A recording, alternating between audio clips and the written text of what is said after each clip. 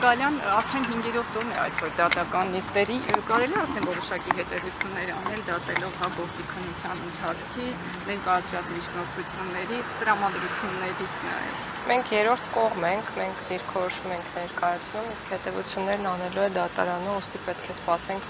դատարանի հետևություններին։ Իսկ ինչպես է գնահատում քաղաքական ուժերի կողմից ներկայացված փաստարկները։ Դրանց անդրադարձել ենք մեր դիրքորոշումներում եւ մեր կողմից բարձրացված հարցերում, իրականում տարբեր են քաղաքական ուժերի կողմից ներկայացված փաստարկները, Ուժեղ Հայաստան, Հայաստան Դաշինք, Բարգավաճ Հայաստան կուսակցությունների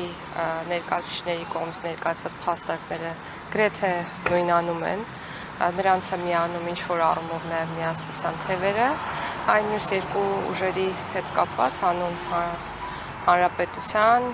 եւ դեմոկրատիա, օրենք, կարգապահություն կուսակցության ներկայացուցիչների փաստարկները բովանդակային առումով տարբերվում են իմ կողմից վերնշված մյուս ուժերի ներկայացրած փաստարկներից։ Ինչու եմ սա նշում, որովհետև կախված այդ փաստարկների բովանդակությունից մեր դիրքորոշումը դրանց մասով տարբեր է։ Օրինակ հանուն հանրապետության եւ դեմոկրատիա, օրենք եւ կարգապահություն կուսակցության ներկայացուցիչներն ասում են, որ ընտրակաշառք է եղել, ծավալները բավականին մեծ են եղել, մենք միանշանակ այս փաստարկների հետ համաձայն ենք եւ միայն մի կետում իրենց հետ կարելի ասել համաձայն չենք, որ դրանք հանգեցրել են ընտրության արդյունքների անբավերության, այսինքն կարող էին հանգեցնել ընտրության արդյունքների անբավերության, մենք ասում ենք, որ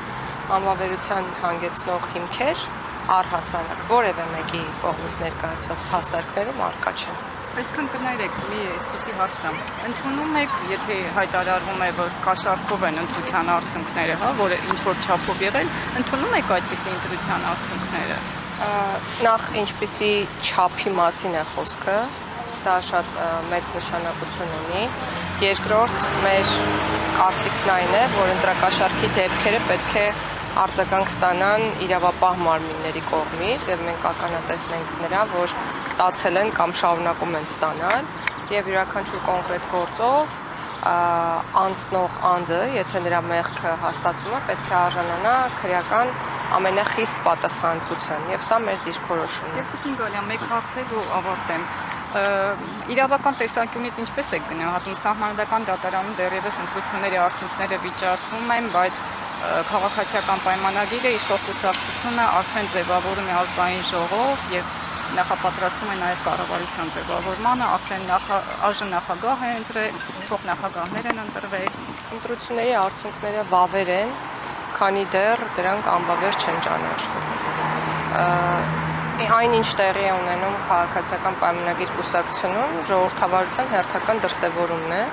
երբ պաշտոնները ոչ թե բաժանվում են, այլ ընտրվում են, այսինքն վարչության անդամների կողմից տեղի է ունենում ընտրության process, ինչը կարծում եմ շատ նորմալ է եւ այս process-ի հետ կապված միայն ուրախություն կարելի է արտահայտել եւ ոչ թե մտահոգություն։ Ես ենթադրում եմ, ավելի շուտ տեսել եմ մամուլի հրապարակումներից, որ այլ ուժեր եւս քննարկում են կամ քննարկել են մանդատ վերցնել չվերցնելու հարցը եւ ձեր հարցին կարող եք նաեւ նայել այդ լույսի ներքո,